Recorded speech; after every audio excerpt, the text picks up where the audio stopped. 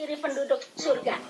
Ciri penduduk surga itu seperti disebutkan banyak ayat, ada ayat-ayat banyak yang menyebutkan itu. Tapi salah satu saja saya di sini yang ibu-ibu sudah hafal, ini sekedar mengingatkan, namanya aja sharing ya. Kita mengingatkan bahwa kita semua udah hafal ayat itu, yaitu surat Abasa ayat 38 dan 39.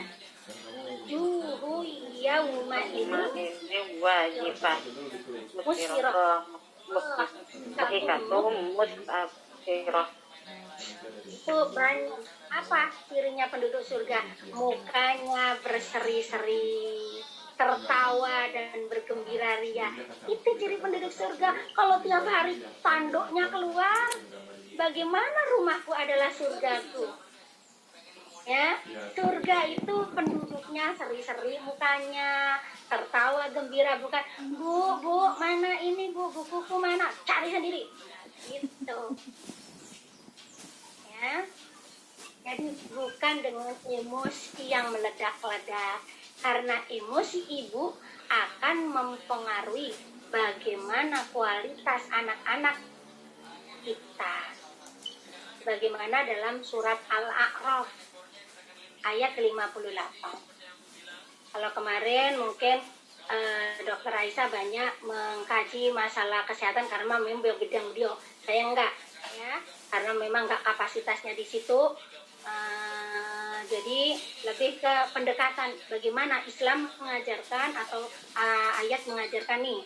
Surat Al-A'raf ayat 58. Apa di situ disebutkan? Wal baladu thayyibu yakhruju nabatuhu bi'izni rabbih. Dan tanah yang baik, tanaman-tanaman yang tumbuh subur dengan seizin Allah. Jadi ibu itu ibarat tanah. Kalau kitanya baik, tanamannya pun tumbuh subur, anaknya pun baik dengan izin Allah. Subur. Ya. Jadi emosi kita sangat berpengaruh terhadap anak-anak. Jadilah kita ibu yang penyayang. Jaga serta kendalikan emosi kita supaya kita melahirkan anak-anak yang penyayang. Jangan rusak anak kita dengan kemarahan yang meledak-ledak yang tidak jelas. Karena anak-anak yang suka dimarahin, ya ini saya tidak sedang bicara memaparkan dulu ya, bahwa sudah ada penelitiannya bahwa Dr. Amir Zuhdi itu mengatakan anak-anak yang suka dimarahin itu akan bisa menghancurkan sel-sel otak mereka. Bahkan anak di bawah usia 5 tahun, satu kali bentakan akan menghancurkan 10.000 sel otak lagi. Satu kali. Sehari berapa kali dibentak sama kita? Ya. Bayangkan pandemi ini 6 bulan. Kalau 6 bulan kali berapa hari itu? Ya, ada berapa hari dalam 6 bulan itu dibentak tiap hari. Coba, siapa yang rusak? Kita sendiri sebagai orang. Ya. Akibatnya apa? Akibatnya proses berpikir anak itu menjadi terganggu. Nanti kalau besar sulit mengambil keputusan, apa-apa masih gak berani. Ya, anak juga tidak bisa menerima informasi dengan baik.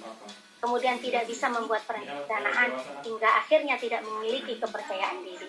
Itu berdasar penelitian satu Nabi 14 abad yang lalu sudah bilang kita nggak boleh marah. Ibu sudah harus bisa mengendalikan itu.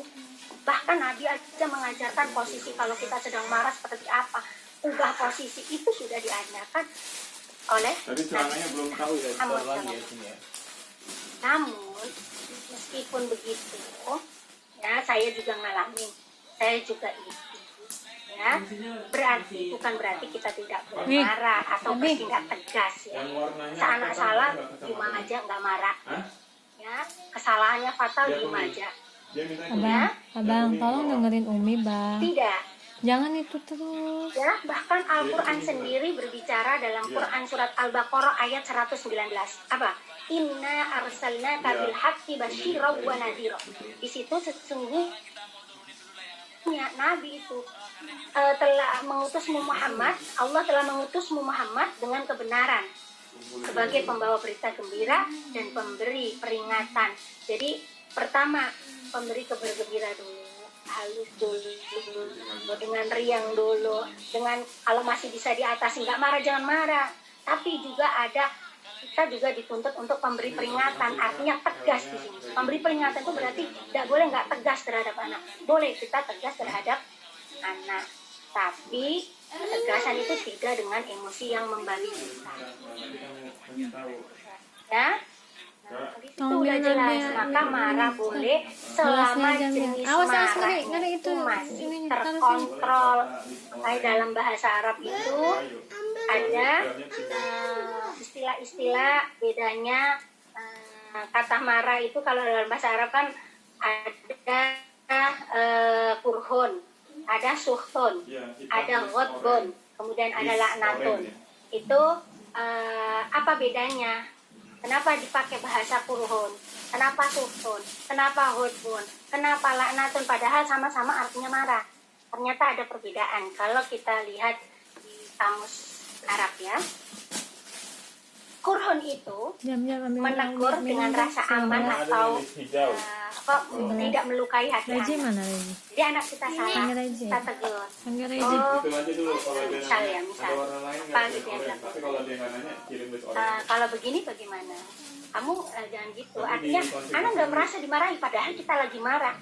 Tapi anak nggak merasa dimarahi, kita tegur dengan rasa aman. Nah, kalau begitu boleh apa tidak? Boleh Bu. Itu yang ada sendoknya. Atau kalau kategorinya kurhun. Emang ada Nah, sendoknya? bagaimana dengan suhtun? Suhtun tuh marah, Kok ada tapi ditahan. sendoknya? Padahal di dalam tuh gejolak, ditahan sampai gigi gerahamnya itu ditahan. Tadi nggak ada sendoknya, Jam. Nggak ada. Nah, sendiri.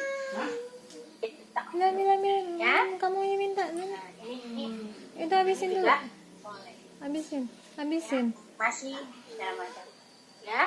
Kemudian Astagfirullahaladzim. tapi hindari marah yang jenisnya ghadbun dan Itu nanti laknat. tumpah. Apa itu Terus ghadbun? Ekspresi wajahnya menyeramkan. habisin nggak dulu nasinya? Ya. Habisin nasinya. Suaranya meninggi. Ya. Sampai tetangga pun dengar. Ya. Gara-gara anak cuma numpahin air aja udah suaranya nih. Itu ghadbun. Nah, ekspresi wajahnya itu menyeramkan.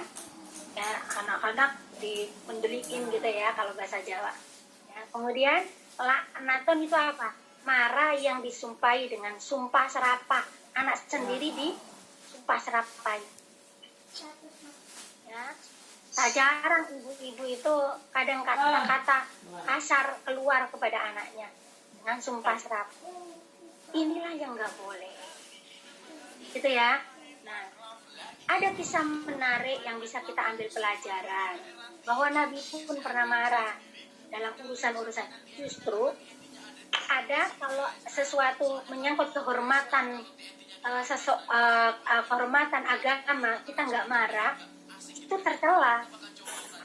Tapi ada marah yang terpuji, gitu ya. Jadi bukan berarti nanti kita setelah parenting nggak boleh marah. Ada Quran diinjek-injek diem baik gitu ya misalnya, atau agama kita Ji makan Ji. apa? Ji.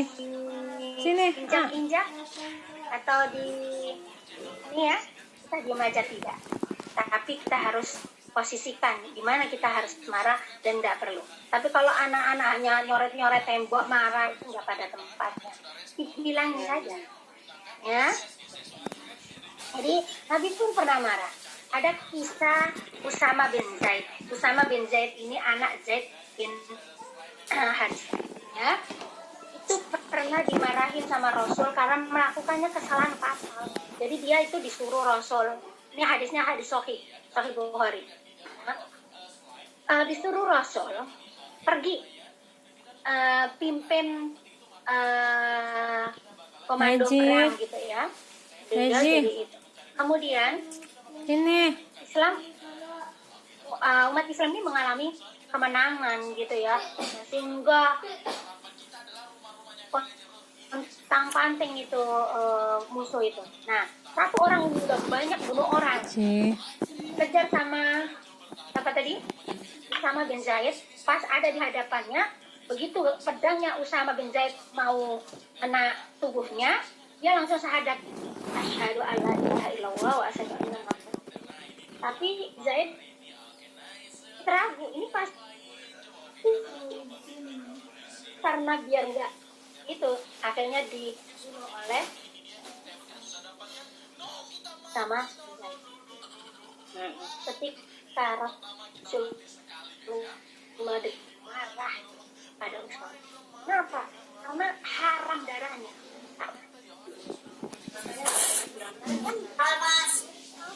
Apa yang terjadi? Ya itulah jadikan pelajaran berharga atas tindakannya waktu itu dan kemudian hari. Tapi dia bukan marah dengan Rasul. Kalau anak sekarang kita marahin apa, Bu? Kabur, ada yang kabur, ada yang terus nggak mau sama kita, ada yang apa? Ini enggak. Benar, biarpun Rasulullah marah, justru Usama ini berterima kasih dan itu dijadikan pelajaran kemudian hari. Kenapa? Ternyata sebelumnya kita lihat ini hadisnya sampai di situ, tapi hadis lain mengatakan sebelumnya itu lihat bagaimana perlakuan Rasulullah terhadap Usama. Usama ini disayang banget sama Rasulullah, bahkan pernah dipangku bersama istrinya, bareng-bareng nih dipangku waktu dia masih umur 5 tahun. Apa? Sambil didoain, ya Allah, sayangi dia kedua anaknya, ya Allah. Itu ini celana kamu sehingga tahu ini enggak di situ pantas enggak? sama dia sampai berani Taruh di kamar dulu tuh. Kalau pakai nanti sudah terikat celananya lagi. hatinya dimarahin tuh ya. Tapi kalau teman Mau berapa kali? marah nggak? Tapi kalau nggak akrab, jangankan diingatkan dengan Kalau dikasih tahu itu Dengan jangan kayak halus saja gitu, kita tersinggung. ngegas. Ya. Maka ikat dulu dengan anak. Jangan baru marah-marahin terus.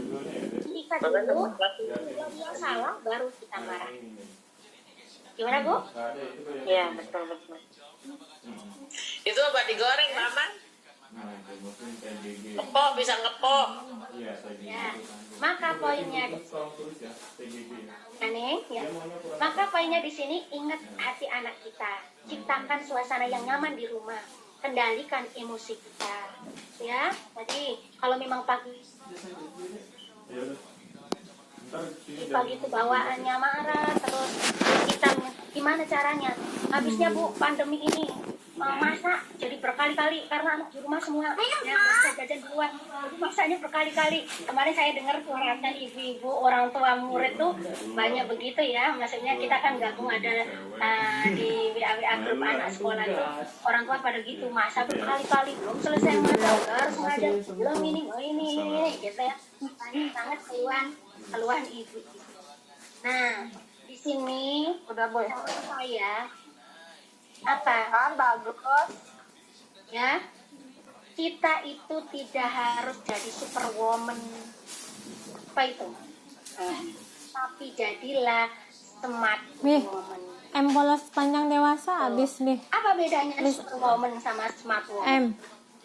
Kalau Warna superwoman apa? itu maunya semua dikerjakan, Oranye doang. tinggal semua dikerjakan. Misananya? Tapi kalau udah Nggak ada biru. marah stres sendiri karena semua serba harus dia yang pegang semua. Itu superwoman. Tapi kalau smart woman, dia memiliki strategi dan skala prioritas. Mana yang harus saya kerjakan dan mana yang harus melibatkan anak-anak dalam menyelesaikan pekerjaan rumah, mana yang harus melibatkan suami untuk menyelesaikan kerjaan rumah juga. Betul. Nah, kalau gitu kurang stresnya. Tapi kalau semua mau dihandle kita, ya iya kita bukan superwoman. Tapi suaminya kagak mau. Tugas bangun tidur tuh kita perlu rileks, ibu-ibu perlu rileks ya. Kan Nabi tadi kalau marah suruh apa, berdiri, suruh duduk, apa berbaring atau wudhu. Dalam hadis lain ada suruh wudhu ya. Nah, kalau kita biar nggak marah dulu, mandi pagi-pagi. Biasanya ibu-ibu enggak masak dulu, makanya masaknya sambil marah-marah karena belum mandi. Mandi dulu biar nggak terlalu gitu. Kita relax ya, kita relax. Posisi paling sering banyak marah di mana? Pagi hari, sore hari, siang hari, apa Bu? Reji, Itu biasanya yang ini udah nggak mau lagi. Buat Umi ya. Pagi kayaknya Bu. Sini. Padahal pagi-pagi itu anak bangun harus disambut, harus begini. Di situ mulai awal bagaimana itu. Pagi ibunya sudah teng duluan. Jadi urai masalahnya ya. Pagi kalau kita biasa bangunin anak emosi bagi tugas mau siap dulu. Ini bagian dari ya, suami bangunin anak-anak, ya, tanya untuk ini dulu, untuk relax dulu, biar kita nggak gitu. Mi, Ya. Ami, Bisa pembagian tugas Ami. seperti itu. Jadi nanti terus udah, maksudnya anak-anak sudah Si Reji ini, panggilin. kita baru angkat tilawah dulu. Reji, Tilawah dulu. Jadi makanya ibu-ibu bangun sebelum subuh. Reji panggil Mi. Biar bisa tilawah dulu. Kalau udah tilawah kan Reji, bawaan hati udah enak. Nggak, sini nasinya nih, kok nggak buat Umi ya? ya. Ini hanya cara kita mengikat hati anak. Ciptakan suasana rumah itu yang kalau dengan begitu insya Allah kita bisa mengendalikan emosi dan bisa merasakan rasa aman. Pada akhirnya kita bisa mengikat hati anak-anak kita. Nah, kalau sudah begitu apakah cukup Reji, atau sudah selesai tugas kita sebagai ngapain sih ibu? Rejinya nih? Sudah belum? Belum. Belum. Masih ada tugas besar yang menanti. Oh ya, sampai jam berapa Bu Ani nanti? Sampai jam setengah 11. Kalau misinya Bu Mala sampai jam 10.20 Bu. Masih lama. Oke. Nah, kalau sudah begitu, apakah cukup atau sudah selesai tugas ibu? Hanya senang-senang ngomongin anak, yang penting anak happy, kenyang, kita bisa ketawa-ketiwi. Ya, belum. Anak gak hanya butuh rasa aman saja, tapi anak butuh asupan ilmu agama maupun ilmu yang lain, utamanya dari kita orang tuanya.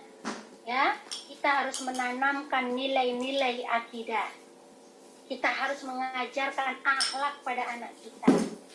Ya, nah disinilah menuntut kesungguhan kita dan menuntut kita memaksimalkan peran kita sebagai ibu. Jadi pertama tadi ya, harmonis dulu dengan suami. Terus jaga emosi, bikin suasana tenang dulu, baru masuk ke di pendidikannya. Ya, jadi nggak ujuk-ujuk bahas bagaimana pendidikan anak. Kalau itu nggak beres, nanti hanya target akademis yang dicapai, tapi nggak bahagia, anaknya nggak happy. Ya. Nah, ya. Jadi yang kedua poinnya itu kesungguhan dan keseriusan dalam mendidik anak.